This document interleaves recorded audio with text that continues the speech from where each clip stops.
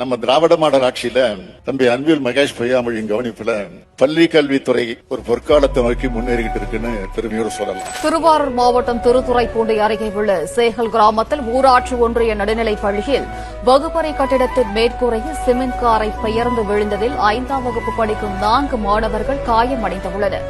தமிழக உயர்கல்வித்துறை அமைச்சர் திரு கோவி செழியன் அவர்களின் சொந்த தொகுதியான திருவிடைமருத்தூர் அம்மன்குடி ஊராட்சி நடுநிலைப் பள்ளியின் நிலை இதுதான். தமிழ்நாட்டின் பள்ளி கல்வித்துறையை உலகத்தரத்துக்கு உயர்த்துகிற முயற்சிகளை தொடர்ந்து அமைச்சர் ரொம்ப ஆர்வமா இருக்கார்.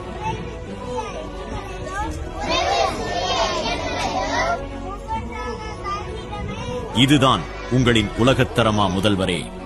திமுக ஆட்சிக்கு வந்த பிறகு 5000 6000 பள்ளிகள் கட்டினோம் என்று கூறும் பள்ளிக் கல்வித்துறை அமைச்சரே, எந்த மாவட்டங்களில் எத்தனை பள்ளிகள் கட்டப்பட்டன என்பதை வெள்ளை அறிக்கையாக வெளியிட என்ன பயம்? திராவிட மாடல்னா என்னன்னு கேட்கிறவங்களுக்கு இதுதான் பதில்.